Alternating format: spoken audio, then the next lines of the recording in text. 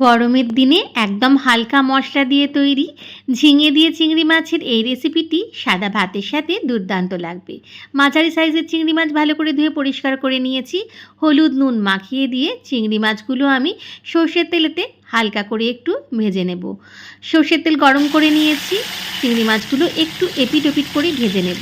চিংড়ি মাছ কিন্তু বেশি ভাজার একেবারেই দরকার নেই। অপরদিকে আমি ঝিঙেগুলোও কেটে নিয়েছি আর একটুখানি আলুও কেটে নিয়েছি। চিংড়ি মাছগুলো ভাজা হয়ে গেছে, তুলে রাখছি এবার একটা অন্য পাত্রে। চলে যাব মূল রান্নাতে। ওই সর্ষের তেলের মধ্যেই প্রথমে আমি জিরে আর তেজপাতা ফোড়ন দিয়ে ছোটো করে কাটা আলুগুলো দিয়ে দিয়েছি। একটু নেড়ে চেড়ে নিচ্ছি, তেলের মধ্যে একটুখানি ভেজে নিচ্ছি প্রথমে আলুগুলো। আলাদা করে হলুদ নুন দেওয়ার দরকার নেই, তেলেতেই হলুদ নুন ছিল। দিয়ে দিচ্ছি সামান্য একটু পেঁয়াজ কুচি, একটা মাঝারি সাইজের পেঁয়াজ কুচি করে একটু নেড়ে চেড়ে নিয়ে দিয়ে দিচ্ছি এর মধ্যে ছোটো করে কাটা ঝিঙেগুলো। সাথে দিচ্ছি বেসিক মশলাগুলো, হলুদ গুঁড়ো, লঙ্কা গুঁড়ো আর একটু জিরে গুঁড়ো, আর দিয়ে দিচ্ছি একটুখানি থেতো করা আদা, সাথে পরিমাণ মতো নুন। ব্যাস, আর কিছু না।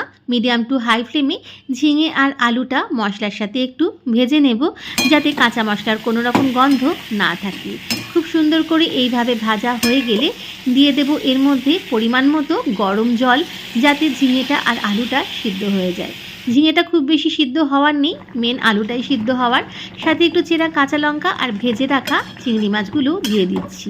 সব কিছু উল্টে পাল্টে ভালো করে একটু নেড়ে চেড়ে নিয়ে একদম গ্যাসের ফ্লেমটা লোতে করে 5 থেকে 6 মিনিট একটুখানি ঢেকে দিয়েছিলাম। 5-6 মিনিট পর ঢাকা খুলে নিয়ে একটুখানি চিনি ছড়িয়ে নিচ্ছি, যাতে টেস্টের সুন্দর ব্যালেন্স হয়ে যায়। ভালো করে নেড়ে চেড়ে নিয়ে যখন বেশ মাখো মাখো হয়ে যাবে, তখনই বুঝবেন রান্নাটা একেবারেই রেডি। একটুখানি ঝোল রাখবেন, যাতে ভাত দিয়ে খেতে ভালো লাগবে। ঝিঙের সাথে চিংড়ি মাছের এই যে একটা মিশ্রণ তৈরি হয়, এতে কিন্তু স্বাদটা দারুণ হয়। একবার অবশ্যই বানিয়ে দেখবেন, সাদা ভাতের সাথে দুর্দান্ত লাগবে খেতে। আর কোনো রকম বাটাবুটির ঝামেলাও নেই এই রান্নাটিতে, একদম হালকা মশলায় তৈরি। গরমের দিনের দুপুরে কিন্তু বেশ তৃপ্তি দেবে সাদা ভাতের সাথে এই রেসিপিটি।